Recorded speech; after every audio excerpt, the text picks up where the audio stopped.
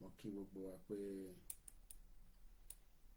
àmàkálẹ́ ní gbogbo ibi tí a bá ti láǹfààní àti tún darapọ̀ mọ́ wa lórí ìkànnì wa ní Koikimedia. Èní ní ọjọ́ kẹta oṣù kejìlá ọdún 2024 láti iléeṣẹ́ Koikimedia lórí self-determination, one people, one language, one culture. Mo kí wa pé ẹ káalẹ́, ẹ káàbọ̀ sórí ìkànnì náà. Bí ẹ ṣe ń wọlé ní méjì mẹ́ta, ẹ bá wa gbé ọwọ́ lé share button. A ní àwọn ìròyìn bíi méjì tí a fẹ́ sọ̀rọ̀ lé lórí ní alẹ́ yìí fún gbogbo èèyàn ọmọ Yorùbá tí ẹ gbà fún bàbá wa Professor Adébánjọ Akíntóyè àti bàbá wa Olóyè Ìgbòho lórí ìrìn àjò Yorùbá Nation àti láti ọ̀dọ̀ àwọn ọ̀dọ́ àtàwọn YSDM. Wọ́n rán mi sí gbogbo ọmọ Yorùbá pé ká pe ìkéde fún wa pé lórí àwọn ọ̀rọ̀ méjì mẹ́ta tí ọ̀pọ̀lọpọ̀ wa ní àwọn ìbéèrè tí a fẹ́ mọ̀ nípa kí ló dé tí à ń dáwó tí owó ń padà àti pé lẹ́tà tí àwọn ọ̀dọ́ ṣẹ̀ gbé lọ sí ọ̀dọ̀ ìjọba UK a máa fún yín ní update léyìn náà lórí. So mo bẹ̀ wá mo rọ̀ wá ẹ bá mi gbé ọwọ́ lé share button lẹ́ẹ̀kan sí ọjọ́ kẹta nínú oṣù kejìlá ọdún 2024 Yorùbá Nation ó sì ń tẹ̀síwájú. Kò tí ì sí kankan tó paná ẹ̀, kò dẹ̀ ní sí kankan tó máa paná Yorùbá Nation. Bí ó bọ́ fẹ́ bọ́kọ̀ ẹ̀tọ́ wa là ń béèrè fún. Ó dẹ̀ ti di dandan pé kí gbogbo àgbáyé kí wọ́n bá wa dá sí ọ̀rọ̀ tó ń bẹ nílẹ̀. Diplomacy wa sì máa lọ àti pé ó wà lára in tí United Nations sọ. Àmọ́ kò sí bẹ́ẹ̀ ṣe fẹ́ ṣe diplomacy tí kò bá sí kí ọmọ Yorùbá náà dá sí ọ̀rọ̀ tó wà nílẹ̀. Kò ní ní ìlọsíwájú. Ó máa ní ìlọsíwájú ni o, kò ní fà sẹ́yìn rárá. Mò ń bọ̀ mo ti dé. Bẹ́ẹ̀ ṣe ń wọlé ẹ lọ sínú gúrùpù yín, ẹ ṣí ẹ lọ síbẹ̀ kẹ́ bá wa pín ètò náà. Gbogbo nta máa fi bára wa sọ̀rọ̀ kò ní tó wákàtí méjì bí i wákàtí kan àtàbọ̀ torí pé èyí lẹ́tà tó kọ sáwọn ìjọba UK ìyẹn táwọn ọ̀dọ́ ni mò ń sọ, kò ń ṣe èyí tí olóyè gbé lọ. A fẹ́ kà sí ẹ̀yin ọmọ Yorùbá létí ká dẹ̀ fún wa ní update lórí YSDM account nípa ibi tí à ń dáwó sí láwọn nǹkan bíi méjì mẹ́ta táwọn èèyàn ń béèrè. Ẹ bá pín tó ẹ̀ mọ́ bọ̀. Koikimedia, we're bringing the world closer to your doorstep.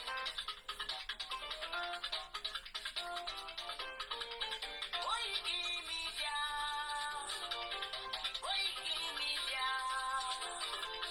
Koikimedia, we bringing the world closer to your doorstep. Koikimedia, Koikimedia.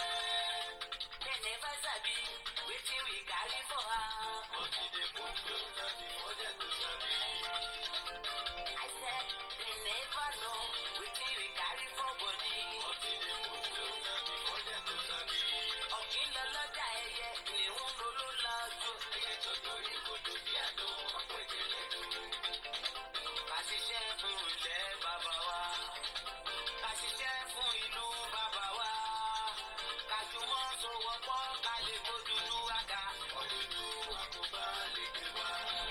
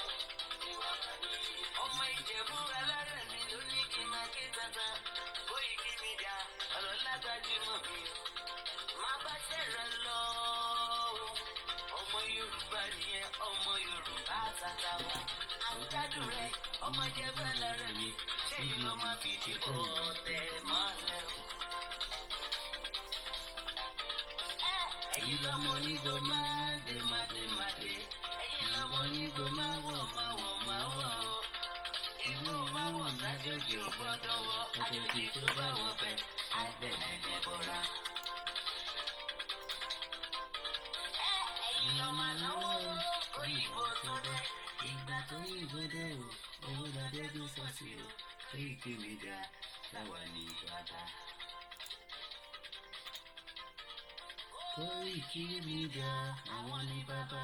Koikimedia, àdáńtọ́ àti gbèdégbèdé. Àwọn àgbẹ̀tò lárugẹ lọ́wọ́ o. Fẹ́tọ̀ ilẹ̀ wa, fẹ́tọ̀ ilẹ̀ Yorùbá. Wọ́n ní wọ́n o, lọ́kọ̀ọ̀kan.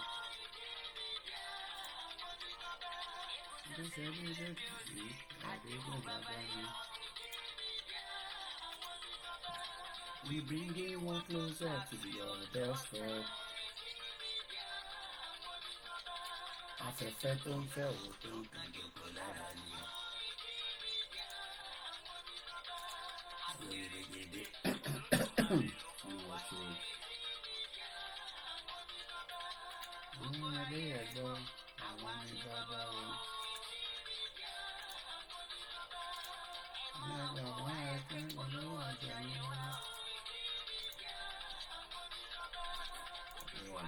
Dání òtítọ́ la gbé dání. Ìsọ̀rọ̀lẹ̀ àti ìfọ̀nìkùnrin tán. Àgbo tán àròwèrè gbogbo. Koikimedia, we bring it one closer to your doorstep. Koikimedia is around to give us latest. To give us latest. Ladies and gentlemen, ẹ mú kalẹ̀ sílẹ̀, ẹ tẹ́tí ẹ gbọ́ ètò tó gbòòrò. Ẹ mú kalẹ̀ sílẹ̀, ẹ tẹ́tí ẹ gbọ́ ètò tó gbòòrò. Mo kí gbogbo alẹ́ nǹkan sí pé ẹ kálẹ́ ẹ káàbọ̀ sí orí ìkànnì náà ní alẹ́ yìí. Fáwọn tí wọ́n gbọ́ èdè Yorùbá ẹ nílé mọ̀ ń tà ń sọ níbí báyìí lálẹ́ torí ọ̀pọ̀lọpọ̀ ohun tá a máa fi bára wa sọ̀rọ̀ èdè abínibí wa ni. Mo kí wa o pé ẹ kálẹ́ ó tó jọ́ mẹ́ta. Èmi náà ni àbúrò yín, ọ̀rẹ́ yín, olólùfẹ́ yín, ọkọ ìyá àwọn Oòduà ní gbogbo ilẹ̀ Yorùbá àtàwọn tó ń bẹ ní diaspora. Gbogbo bàtẹ́ bá ti ń gbọ́ Koiki èrò ìdùnnú ni màá máa mú bá yín. Gbogbo ẹni tó bá fẹ́ mú ìbànújẹ́ bá wa nínú ìrìn àjò yìí àwa máa mú èrò ìdùnnú wá fún yín. So nǹkan méjì ni a máa sọ̀rọ̀ lé lórí ká tó wọnú ètò náà. A máa play orin ilẹ̀ Yorùbá wa àmọ́ ká tó play orin ilẹ̀ Yorùbá ó tó jọ́ mẹ́ta tá a ti gbọ́ eléyìí.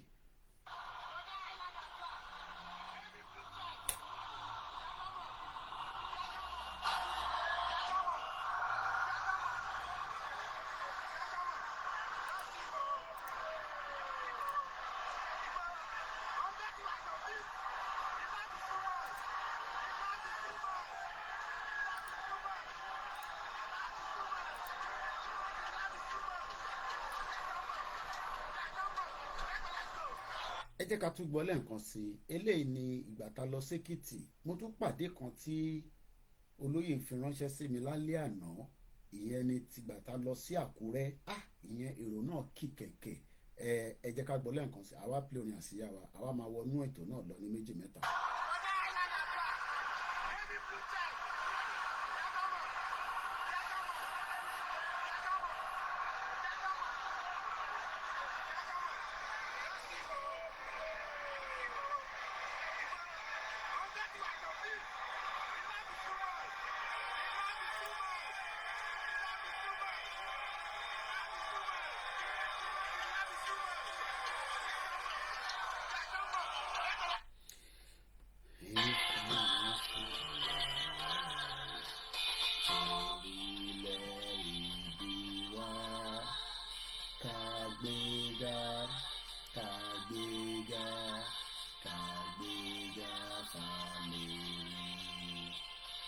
ìgbàgbọ́ wa ni pé àti bẹ̀rù làbọ̀ mọ́ ká ṣiṣẹ́ ká ṣiṣẹ́ ká ṣiṣẹ́ ká jọlá ìṣọ̀kan tó mìíràn ní kẹjẹ ká máa lépa tẹ̀síwájú fọ̀pọ̀ ire àtòhun tó dára. Ọmọ Oòduà dìde bọ́ sí ipò ẹ̀tọ́ rẹ. Ìwọ ni ìmọ́lẹ̀ ògo adúláwọ̀. Àwa ni ìmọ́lẹ̀ ògo adúláwọ̀. Mo kí gbogbo wa pé ẹ mà kálẹ̀ ẹ̀yin ọmọ Yorùbá, àwa tí a gbà fún Yorùbá nation. Ọ̀pọ̀lọpọ̀ ọmọ Yorùbá ń bẹ ní gbogbo àgbáyé. Ìtòlúkálukú gbà àti tí a fẹ́ ó yàtọ̀ síra wọn. Àwa kan tí a ti gbà pé ilẹ̀ tó ń pè ní Nàìjíríà àdánwò ló jẹ́ fún wa, kódà ó ti fà wá sẹ́yìn, kò jẹ́ ká ní ìlọsíwájú, kódà ó ti gba èdè, àṣà àti ìwà kúrò lọ́wọ́ wa. Gbogbo tó bá ń jẹ́ Nàìjíríà jẹ́ nǹkan tó jẹ́ ìbànújẹ́, torí pé tí kò bá ń ṣe ìbànújẹ́ kí lè rú àwa wá jókòó sí ìlú onílùú láti bí 20 ọdún, kí là ń wá? Ẹ̀yin tẹ́ wà nílé náà, kí ló dé tí kò ní ìlọsíwájú gẹ́gẹ́ bí ọmọ Yorùbá? Kí ló ń fa ìdíwọ́ tí ọmọ Yorùbá fi ń di ẹni tí a lè máa pera wa ní? Kí ló fà á? Kí nìdí? Nàìjíríà ni a lè má mọ̀ tẹ́lẹ̀ gẹ́gẹ́ bí ọmọ Yorùbá, ó lè má yé wa nítorí pé ẹni tí wọ́n gbélé wa lọ́wọ́ nígbà tí wọ́n fún wa ní independent ni pé ká lọ yanjú ọ̀rọ̀ Nàìjíríà, ká dẹ̀ lọ wá ìfẹ́ láàrin ara wa. Ìfẹ́ yẹn la wá ń wá títí tí a fi débi tá a wà yìí. A wá rí i pé lẹ́yìn 64 years kò sí ìfẹ́, kò sí unity. Gbogbo tó dẹ̀ fà á kò ju pé àwọn tó kó gbogbo Nàìjíríà papọ̀ wọ́n mọ̀ pé kò ní sí ìfẹ́ níbẹ̀, kò dẹ̀ ní sí àjọṣe láàrin ara wa pẹ̀lú àwọn ìyá wa tó kù. Ìdí yìí ni bàbá wa Professor ọ̀jọ̀gbọ́n Emeritus ó ti káàkiri gbogbo àgbáyé, ó ti wò sí, ó ti wọ̀ tún, ó wo wájú, ó wo ẹ̀yìn. Ó wá sọ fún gbogbo ọmọ Yorùbá pé ẹ jẹ́ ká padà sí ibi tí a ti ṣẹ̀ wá gangan kí a lè rí ọ̀nà àbáyọ. Àwọn kan takò, wọ́n ní rọ́, wọ́n ní kò rí bẹ́ẹ̀, wọ́n ní ẹ jẹ́ ká tún lọ ṣe election. Tá bá ṣe election, ọ̀nà àbáyọ máa jáde, kódà ó máa mú ìrọ̀rùn wá bá wa.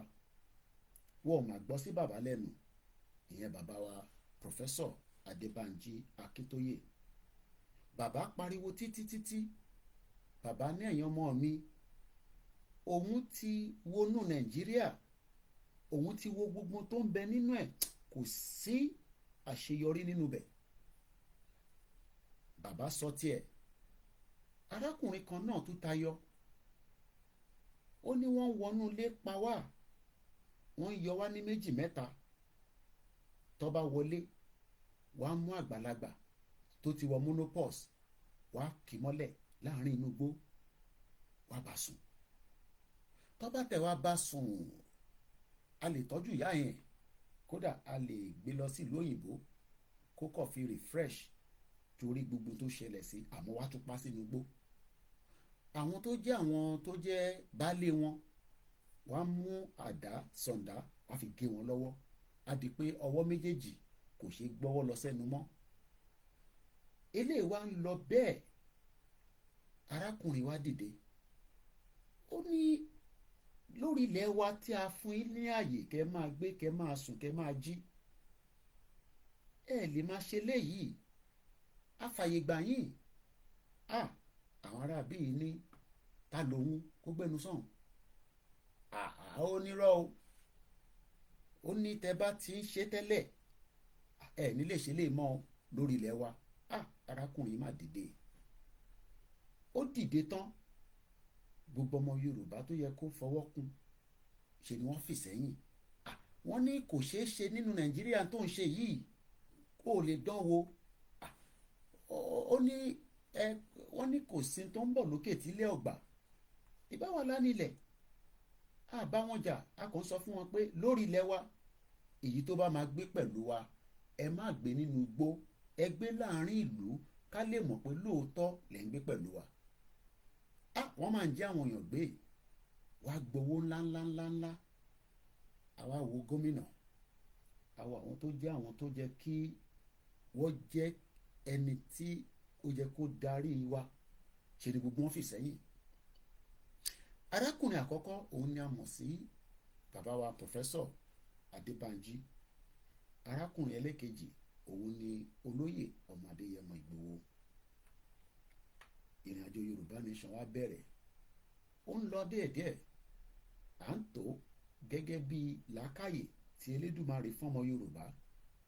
Wọ́n gbé ìrìnàjò yẹn, wọ́n fà á, wọ́n kọ́kọ́ lọ jù sí UNPO, Unrepresented People and Organization, pé a kì í mọ̀ a bá fẹ́ fẹjọ́ sùn ààrẹ àwọn ta lè lọ sábà láti fẹjọ́ sùn. Ọ̀pọ̀lọpọ̀ ní UNPO yẹn ò kì í ṣe United Nations, kódà wọ́n tún kọ̀wé, wọ́n gbé lọ sí United Nations. Bí gbogbo adẹ̀ ti ṣe mọ̀, gbogbo ìrìn àjò yẹn ó ń lọ bó ṣe jẹ́ kó lọ. Nígbà tó di ọdún 2021 wọ́n wọlé pa àwọn tí wọ́n pa nínú ilé olóyè Ìgbòho. Ìrìn àjò yẹn ń tẹ̀, ó ń lọ, ọ̀pọ̀lọpọ̀ oríṣiríṣi ti ṣẹlẹ̀. Àmọ́ ṣé àwa torí tàná àwa dá ìrìn àjò yẹn dúró látara pé àwọn kan nínú wa sọ pé àwọn ò ṣe mọ́, ó ti sọ àwọn, àti dáwó àrí àṣeyọrí, àti ṣàdúrà títí àrí ọ̀nà àbáyọ. Àwa tó kù a gbọ́dọ̀ túbọ̀ jẹ́ kí ìrìn àjò yìí ká gbé dé final destination, torí ẹni tó bá gbé débẹ̀ òun ló ṣàṣeyọrí o. Ta bá dáwọ́ dúró, ta ní kò kàn wá mọ́, ta ní kò sí ní ta máa ṣe sí, ta kàn ń lọ tá à ń bọ̀, ta kàn fi lọ gbọ́ program tí a fọwọ́ sápò mọ́wó jáde àlọ́bì kankan o. Àní lọ́bì kankan. A jẹ́ pé ojú kan la máa wà, àwa máa lọ merry-go-round. Ọlọ́run ṣe tiwa bẹ́ẹ̀. Ìdí tí a ṣe wá bára wa sọ̀rọ̀ lálẹ́ yìí lórí kí ló ń fà á tí a dáwó tó ń dáwó padà, àti pé ṣé technical glitch ni, ṣé nǹkan kan ṣẹlẹ̀ ni. Àwọn tó jẹ́ ìgbìmọ̀ YSDM wọ́n wá ránṣẹ́ sí iléeṣẹ́ wa, wọ́n ní bàbá wa Kóìkì, a gbọ́ yìí tí ẹ ṣe níjọ́ òní tí lórí platform yìí pé wọ́n ń dáwó padà. Wọ́n ní bẹ́ẹ̀ ni, kò ń ṣe ẹ̀yin tẹ́ ń dá owó sí homeland là ń sọ o, àwọn tó dáwó sí orí website tí wọ́n register tí wọ́n ń yọ owó ní monthly, àwọn là ń sọ o. Torí ọ̀pọ̀lọpọ̀ tẹ̀ bí wá pé wọ́n ò dáwó tèmi padà, ẹ̀yin tẹ́ bá ń dá sí homeland. Tá bá ti sọ pé homeland, tó bá yẹ o lè fi sínú comment section, àwọn èèyàn dẹ́ lóhùn níbẹ̀. Torí diaspora òun làwa tá wà níta, homeland òyìn lẹ́yìn tá wà nílé, ó ti yé yín bẹ́ẹ̀ yẹn. Orí ibo gan ni ìṣẹ̀lẹ̀ tí ń ṣẹlẹ̀, àti pé lákọ̀ọ́kọ́ bírú ìṣẹ̀lẹ̀ yẹn bá ṣẹlẹ̀, èyí tó máa ń kọ́kọ́ jẹ́ káwọn èèyàn bẹ̀rù ni pé ṣé kò ń ṣe pé wọ́n ti hijack data wọn, torí data ṣe pàtàkì, ó ṣe kókó. wọ́n jẹ́ kó yé mi pé gbogbo data yín tí ẹ fi register sínú YSDM ó wà secured, kò sí nǹkan kan tó ṣe. Wọ́n ní àwọn adjustment kan ló ń lọ nínú site yẹn, òun ló mú kí wọ́n refund àwọn tí wọ́n dáwó padà sákàǹtì yín, pé àmọ́ iṣẹ́ ń lọ ní kíákíá láti lè jẹ́ kí wọ́n tún àárín ibẹ̀ yẹn ṣe nínú wẹ́bsáìtì náà tí wọ́n ń pè ní www.ysdm.org. W mẹ́ta àmì kan ya sdm.org. bẹ́ẹ̀ bá ti débẹ̀ ibì kan ń bẹ níbẹ̀ tó máa ní donate. tẹ́ bá lọ fẹ́ donate nísìn á sì ta padà náà ni, torí pé wọ́n ì tí ì parí iṣẹ́ tó ń bẹ lórí ẹ̀. àmọ́ wọ́n fi dá mi lójú lálẹ́ yìí nígbà tí a gba ìwé nínú iléeṣẹ́ wa pé bàbá wa Kóìkì, ọ̀pọ̀lọpọ̀ ọmọ Yorùbá tí ẹ ti bá sọ̀rọ̀ pé wàhálà ń bẹ nínú YSDM, wọ́n ní kò sí wàhálà kankan, kò sí iléeṣẹ́ tó wà, kódà ìjọba ìlú yìí ní bí ọ̀sẹ̀ mẹ́rin àwọn ọmọ wa ní issue pẹ̀lú TFL tá à ń pè ní Transport for London. ẹni tí káàdì ẹ bá sọnù kò lè ṣiṣẹ́ láti di pé ó lọ lórí website láti lọ update ẹ̀. wọ́n ní nǹkan pè ní technical glitch, ó dẹ̀ lọ fún bí oṣù mélòó kan, wọ́n ti rectify ẹ̀ nísìn, so kò síbi tí kò sí. ìyẹn ni wọ́n fi dá mi lójú pé iṣẹ́ ti ń lọ lórí ẹ̀. ìtọ́ wa fi ránṣẹ́ sí wa òun la máa kọ́kọ́ kà síta fún ọ̀pọ̀lọpọ̀ àwọn èèyàn wa kí wọ́n lè mọ̀ pé ní dájúdájú o, àwọn tí wọ́n ń bẹ nínú YSDM àwọn náà sùn wọ̀ọ̀wọ́. wọ́n fẹ́ béèrè pé gbogbo tí ọmọ Yorùbá fẹ́ dáwó sí tí a dẹ̀ need ọ̀pọ̀lọpọ̀ ìrànlọ́wọ́ owó, torí owó ó ṣe pàtàkì nínú ìrìn àjò yìí. èyí tí a sọ lálẹ́ yìí lórí ètò Koikimedia òun náà ni èdè Gẹ̀ẹ́sì ni wọ́n fi kọ́ wá. bí ẹ ti ṣe mọ̀ pé Yorùbá tèmi pé ká dá padà sí àyàngbìfọ̀ from English to Yorùbá á gbìyànjú, àmọ́ èdè Gẹ̀ẹ́sì òun ló fi kọ́ sí mi. òun ni wọ́n ń pè ní update on Oranmiyan account contributions. èní á máa jẹ́ ọjọ́ kẹta oṣù kejìlá ọdún 2024. update on Oranmiyan account contributions. Dear Yoruba donors, thank you for your consistent support of the Oranmiyan Foundation and for your generous monthly contributions. This unit of giving, whether in dollars, pounds, euros, or naira, are critical to our shared mission of actualizing a sovereign Yoruba nation.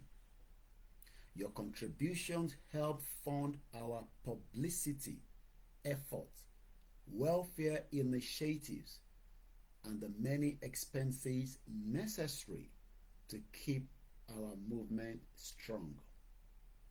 We want to inform you of a temporarily technical issue with our payment processor, Stripe. This has resulted in the return of contributions for the last 3 months to individual accounts. Please rest assured that the Oranmiyan account is still secured and operational, and we are actively working to resolve the issue as soon as possible. In the meantime, we kindly ask that you hold on to the refunded contributions.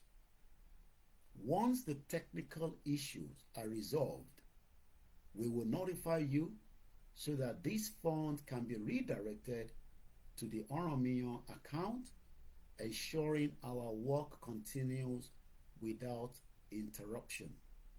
Your continued dedication to this cause is inspiring, and we deeply value your trust and generosity. Together, we will push forward the realization of our vision for the Yoruba nation. Thank you for your understanding and support. Yours sincerely, Finance Team, YSDM. Èdè Gẹ̀ẹ́sì tí a fi sọ tí wọ́n kọ síta yìí, ẹ jẹ́ ká wá túmọ̀ ẹ̀ ní èdè tí ó jẹ́ abínibí wa. Òun ni pé fún gbogbo èèyàn ọmọ Yorùbá tí ẹ ń bẹ ní gbogbo àgbáyé, Asia lẹ́wà ní, European country lẹ́wà ní, America lẹ́wà ní, gbogbo ibikíbi tẹ́ bá wà débi pé ẹ ti dáwó sínú ysdm.org, ẹ wá rí i pé wọ́n dáwó padà fún yín. Wọ́n ní ká sọ fún gbogbo ọmọ Yorùbá pé lákọ̀ọ́kọ́ ẹ̀yin ọmọ Yorùbá tí ẹ̀ ń dáwó, wọ́n náà wọ́n máa ṣe ọ̀pọ̀lọpọ̀ ìdúpẹ́ lọ́wọ́ yín o, nítorí pé ìrànlọ́wọ́ yín fún Ọ̀rànmíyàn Foundation tí ẹ fi ń dá owó ní oṣooṣù, ní dọ́là ní, pounds ní, euro ní, àbẹ́yìn tẹ́ ń dá náírà, wọ́n ní owó yìí ó ṣe pàtàkì fún ìrìn àjò pé ká lè gba sovereignty Yorùbá nation.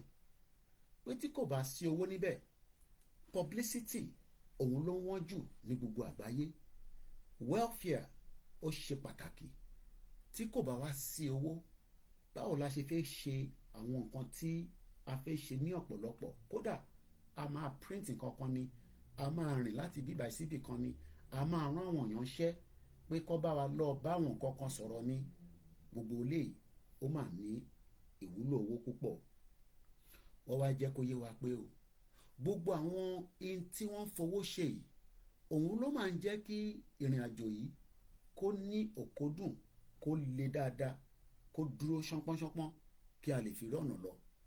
Wọ́n wá ní ká sọ fún gbogbo ọmọ Yorùbá pé lẹ́nujọ́ mẹ́ta yìí, ìyẹn wẹ́bsáìtì tí ẹ fi ń lọ ń dá owó yẹn, tí ẹ ti fi rẹ́gísítà, tí wọ́n ń yọ direct debit, wọ́n ní payment processor ẹ̀ tó ń pè ní Stripe, òun ló ní technical issue, àmọ́ wọ́n ti ń ṣiṣẹ́ lé lórí.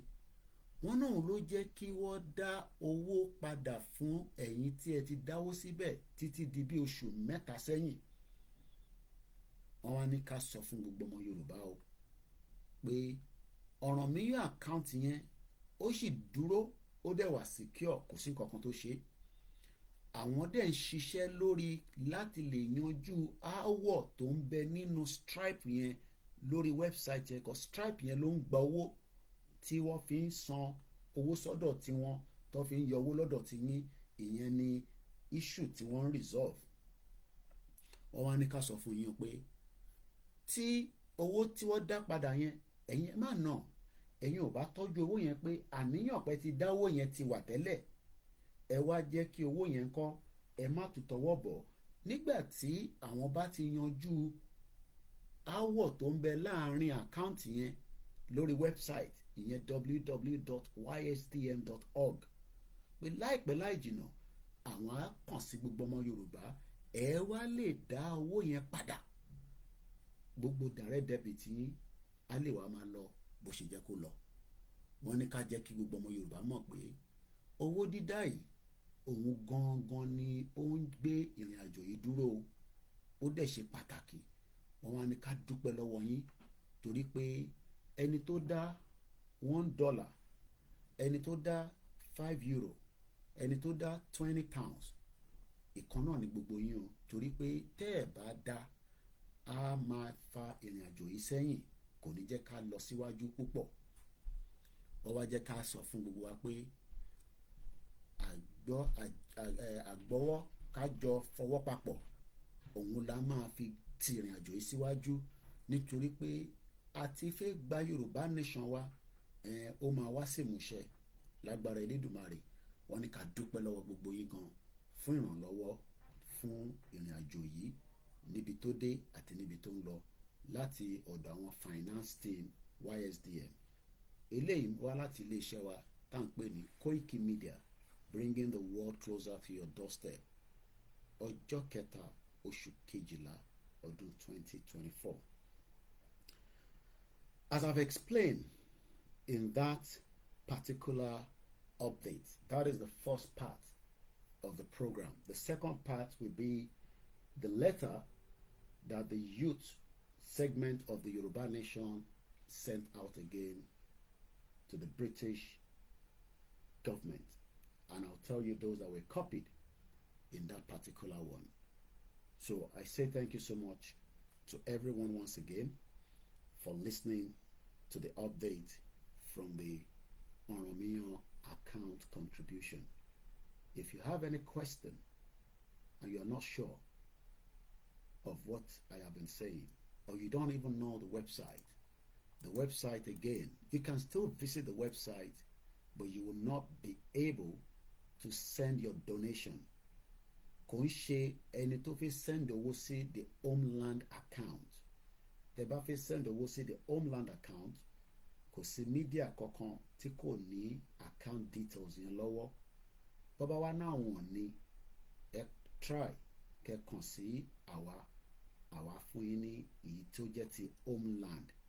Eléyìí tí à ń sọ yìí òun ni mostly fún the diaspora láti fi lè make conveniences láti lè fi dá sí ẹwà Ọ̀rànmíyàn.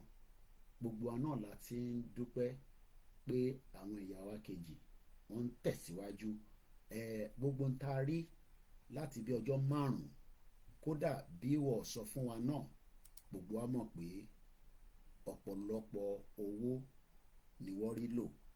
Tí kò bá wá sí owó lílò yẹn, a lè díẹ̀ láti lè ṣe.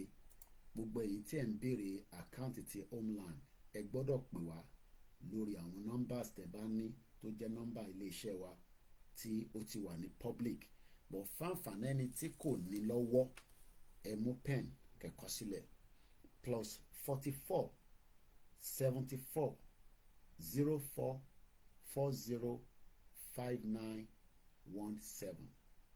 Àtúnpè lẹ́ẹ̀kan sí fún gbogbo èyí tí ẹ fẹ́ account details èyí tẹ́ máa fi sanwó sí ti homeland tí kò ń ṣorí ti website. Ẹ pè wá lórí àwọn nọ́mbà yìí àbí kẹ́ sẹ́ndì WhatsApp sí wa +447 404 405 917. Tẹ́ bá send message, ẹ kọ síbẹ̀ pé a fẹ́ àkáǹtì ẹwà Ọ̀rànmíyàn, ìyẹn 1010 tí bàbá wa Professor Adébánjí Akíntóyè tí wọ́n ní kí gbogbo wa ká máa dá ní oṣooṣù. Gbogbo wa náà láti gbọ́ tẹ́lẹ̀ pé owó gangan òun ni kókó tá a máa fi ṣèrìn àjò yìí. Bí kò bá sí owó, ọ̀pọ̀lọpọ̀ nǹkan wà tá a fẹ́ ṣe tí kò ní lè ṣeé ṣe, torí publicity òun ni majority tá a máa ṣe láti lè jẹ́ kí gbogbo èèyàn mọ̀, torí kò ń ṣàwà nìkan la fi ń gbọ́ pé à ń lọ, a fi jẹ́ kí gbogbo èèyàn mọ̀ pátápátá ní gbogbo àgbáyé ní 195 countries around the world. So tá a bá máa ránṣẹ́ sí Brazil pé publicity tá a fi ṣe ní Brazil, tá a mọ̀ pé ọmọ Yorùbá pọ̀ níbẹ̀, ó máa cost wa ní owó. Tá a bá fi ṣe publicity lọ sí Asia country, the same thing, and many other things tí owó nílò láti ṣe. So bí ìyẹn ṣe jẹ́ nìyẹn. Lẹ́ẹ̀kan sí nọ́mbà tí ẹ lè fi bá wa sọ̀rọ̀ fún èyí tí ẹ bá fẹ́ àkáǹtì homeland, ẹ kàn sí wa ká lè fún yín ní details yẹn. Mo kí gbogbo wa lẹ́ẹ̀kan sí o. Kò wá sígbàkígbà tẹ́ bá sanwó, ẹ̀yin tẹ́ jẹ́ diaspora, wọ́n máa fún yín ní receipt. Ẹ̀yin tẹ́ ń san ti homeland náà, tẹ́ bá share receipt, àwa kọ́ máa forward ẹ̀ sí àwọn finance department, àwọn adé acknowledge ẹ̀. Ọlọ́run àtúbọ̀ bò gbogbo aláṣìírí. Lóòótọ́ kò síbi tí nǹkan ti le, kò ní le mọ́ àwa. Gbogbo wa tí a fẹ́ òmìnira, tá a fẹ́ kúrò ní Nàìjíríà, a gbọ́dọ̀ tọwọ́ bá pò láti support vision and the mission of the project. Torí project àgbédání a gbọ́dọ̀ complete ẹ̀. Lóòótọ́ ọ̀pọ̀lọpọ̀ ń béèrè pé kí ni timeline. Ọlọ́run ló ní timeline, Elédùmarè ló ní timeline, but àwa náà gbọ́dọ̀ put effort kí timeline yẹn kó lè máa tètè reduce, torí pé lóòótọ́ 64 years ní Nàìjíríà ti fi exist. Àwọn ò gbàdúrà pé ká rìnrìn àjò 64 years. Ọ̀pọ̀lọpọ̀ lè ní kò ní bọ́ sí, ẹ jẹ́ ká máa wọ̀n ọ̀rọ̀. Ó máa bọ́ sí, kò ní bọ́ sí, ẹ jẹ́ káwa tí a gbàgbọ́ fún ká dáwó kí a lè tẹ̀síwájú. So that is the first update on that. Now ẹ jẹ́ ká wá sórí ẹlẹ́ẹ̀kejì tí a tún fẹ́ sọ̀rọ̀ lé lórí. Òun náà ni lẹ́tà tí àwọn the youth segment of the Yoruba nation, torí a ní ọ̀pọ̀lọpọ̀ different groups, gbogbo wọn náà lè ní different task tí wọ́n ń ṣe. Eléyìí tá fẹ́ kà sí kò ń ṣe lẹ́tà tá gbé lọ sí Downing Street lélẹ́yìí, torí pé nígbà tẹ́lómi bá rí ní sani òun ti mọ content tó gbé lọ sí Downing Street, that one remain confidential and nobody including myself knows the details of the letter. But eléyìí tá fẹ́ kà yìí òun ni Yoruba National Youth United Kingdom chapter. Wọ́n ní ẹ̀ka ní America, wọ́n ní United Arab Emirates, kódà wọ́n ní káàkiri. Tí ẹ̀yin ò bá mọ̀, tí ẹ bá nídìí coordinator ìlú kọ̀ọ̀kan, kódà wọ́n ti fi gbogbo àwọn tó jẹ́ coordinator, màá dẹ̀ sọ gbogbo ìlú tí coordinators wà, màá sọ fún wa, torí pé wọ́n ti fi ránṣẹ́ sí mi, ó dẹ̀ ti wà lọ́wọ́ mi. So ẹni tó bá pè mí bí bàbá wa Koiki, ta ni coordinator Spain, màá sọ fún yín list of coordinators. A ní lè sọ gbogbo àwọn numbers wọn lórí afẹ́fẹ́ báyìí, but coordinator wà ní Spain, kódà àwọn méjì ló ń bẹ ní Spain, tẹ́ bá reach out sí mi. A ní coordinator ní Kuwait, a ní coordinator ní Germany, a ní coordinator ní Greece, a ní coordinator ní Benin Republic, a ní coordinator ní Morocco, a ní coordinator ní Italy, a ní coordinator ní Egypt, a ní coordinator ní Ghana, another coordinator in Germany, a ní coordinator ní South Africa, a ní coordinator ní UK. The UK part làwọn ilé tí wọ́n gbé lẹ́tà lọ sí ibi tí a máa sọ fún yín láìpẹ́ yìí. A ní coordinator ní United States of America, a ní coordinator ní Ireland, another coordinator in Morocco, coordinator in Canada, coordinator wà ní Mauritania, coordinator wà ní Libya méjì, coordinator another one in Libya, coordinator wà ní Qatar, kódà ẹ wá surprise pé a ní coordinator ní Mexico. Ní homeland, fẹ́yìn tí ẹ bá fẹ́ mọ ìrìn àjò Yorùbá nation àti pé ẹ fẹ́ darapọ̀ mọ́ the youth wing of the Yorùbá nation, kò sí ìlú tí kò ní youth wing. Even àwọn tó ní political parties wọ́n ní youth wing. So this is the youth wing of the Yorùbá nation campaign. A ní coordinator ní Lagos State, a ní coordinator ní Ọ̀yọ́ State, Ogun State, Kogi State, Kwara State, Osun State, Ekiti State, and Ondo State. All their numbers and their details is with me. And ó dẹ̀ wà lọ́wọ́ the youth diaspora back home and the leader of the youth diaspora, Prophet Ologunlowa ní America. And I believe some of us must have seen the list before. Fẹ̀yìntì ẹ bá wà ní certain groups which that is circulated, but ẹ má jẹ́ kí lè the list kókò lọ straight into the social media. But again, ẹni tó bá ti ní nínú group ẹ kò tọ́jú ẹ̀, ẹni tó bá dẹ̀ tí ní list yẹn bóyá fún ìdí kan àbí ìdí kejì ẹ fi mọ ìlú tí ẹ ti operate láwọn ìlú tá ti kà. Ẹni tó bá wá mọ̀ pé òun náà lè perform òun náà fi darapọ̀ mọ́ the youth wing of the Yoruba nation. Tẹ́ bá kàn sí wa, àá fún yín ní nọ́mbà àwọn tó jẹ́ coordinators nílùú tẹ́ bá wà.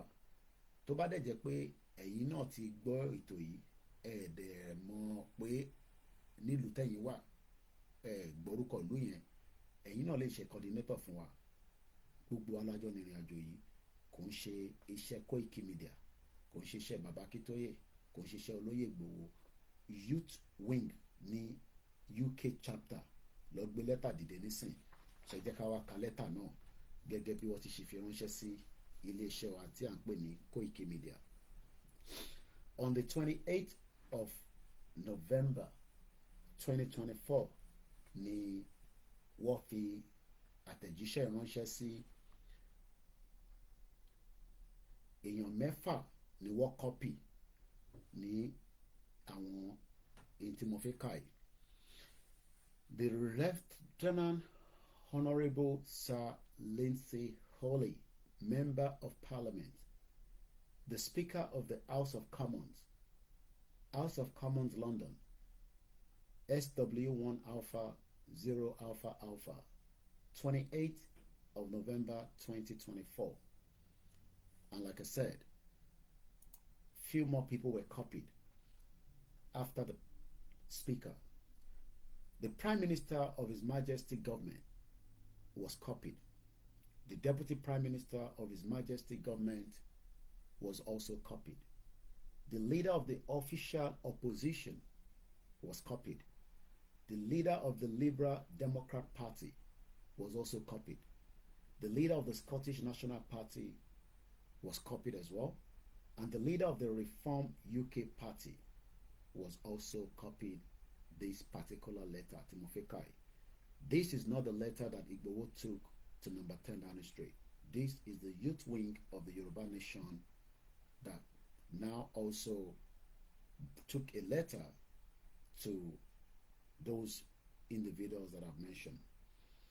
The subject says, and I quote, reparative justice and the self-determination of the Yoruba people.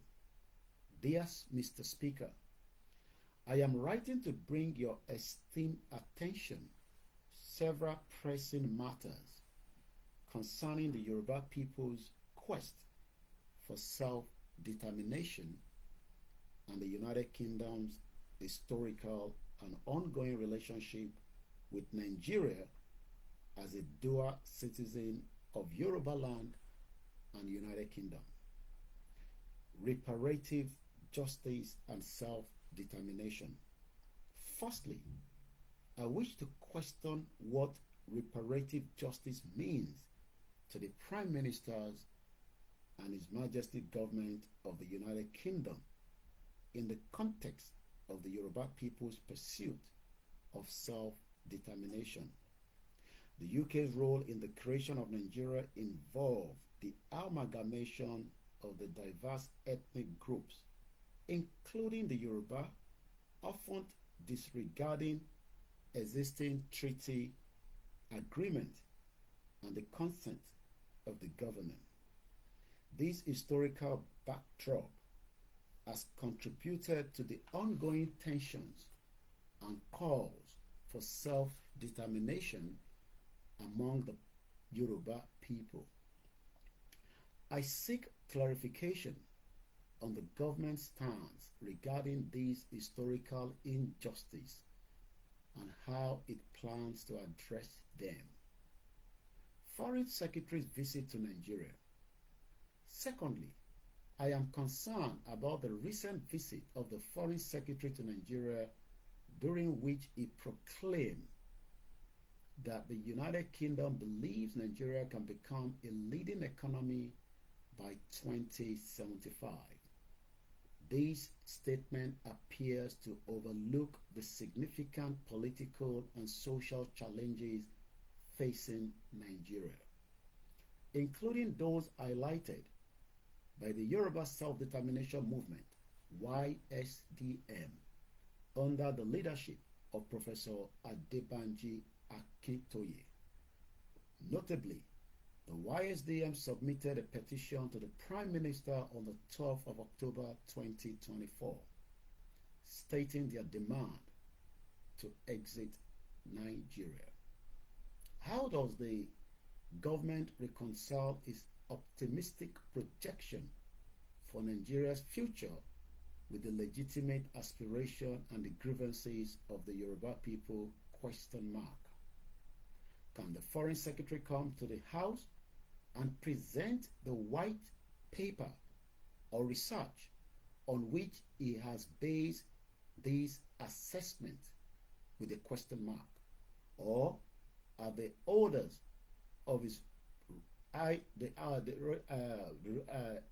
government office now given the power to make baseless and wide assertions with a question mark?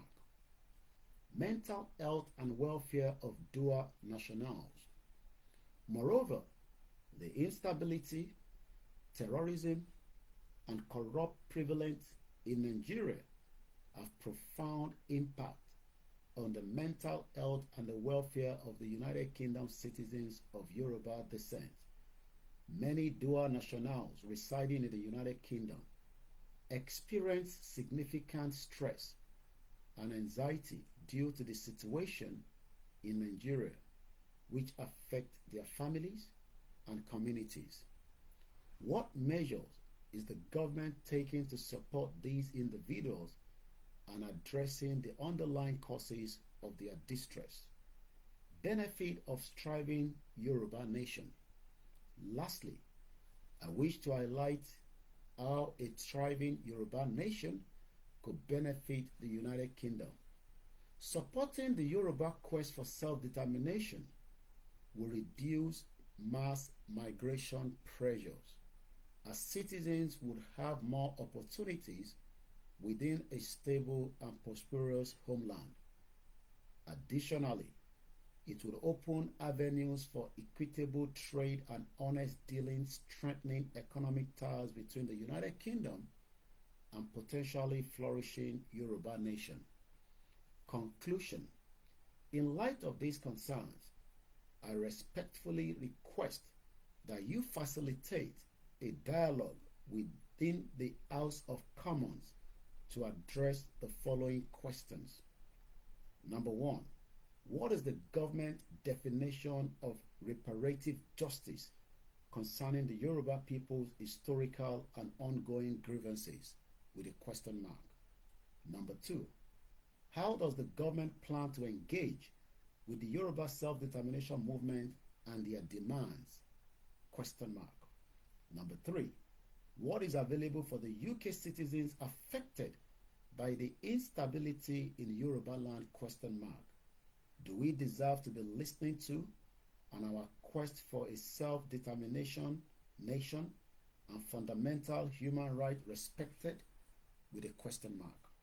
How can the UK reassess its foreign policy towards the Yoruba people and Nigeria to promote justice, stability, restoration? With a question mark. Will the government action today be scrutinized for reparative justice in the years to come? Question mark. I believe that addressing these issues is not only a matter of restorative or reparative justice, but also in the best interest of the United Kingdom and all its citizens, including those with dual Yoruba and British nationality.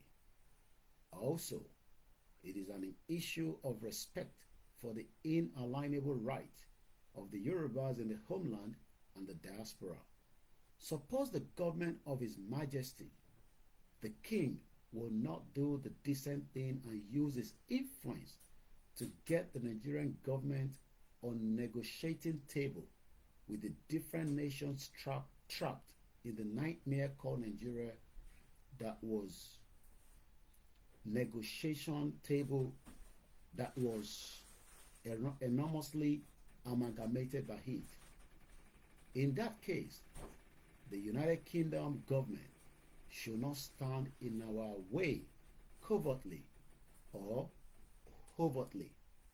Considering the many atrocities committed by the British colonial government as representative of His Majesty's government, including breaking its treaty with Yoruba kingdoms and allegedly rigging the 1959 elections to install its preferable candidate in the leadership of Nigeria, it created upon granting its independence. Justice will and should mean making effort to correct those wrongs, working with all parties in respect of their inalienable right. A fully independent Yoruba country and its people have all it needs to thrive and be a good, positive global influence for Africa and the rest of the world regarding human capacity, natural resources. Thank you for your attention to this critical matter. I look forward to your response and subsequent actions. On behalf of myself and the Yoruba National Youth UK Charter, Yoruba National Youth UK Charter Coordinator. So in tí wọ́n sọ ni pé eléyìí tí a gbọ́ yìí òun ni wọ́n pè ní lẹ́tà tí wọ́n kọ sí ìyẹn ẹni tó jẹ́ ẹnì kẹta tá à ń pè ní speaker ní United Kingdom. Kò wá ṣòun nìkan ni wọ́n kọ lẹ́tà yẹn sí. Lẹ́tà ọ̀hún náà dọ́dọ̀ Prime Minister, ó dọ́dọ̀ Deputy Prime Minister, His Majesty Government, ó dọ́dọ̀ Kemi Badenoch, ó dọ́dọ̀ Liberal Democrat Party, ó dọ́dọ̀ Scottish National Party, ó dọ́dọ̀ Reform as well.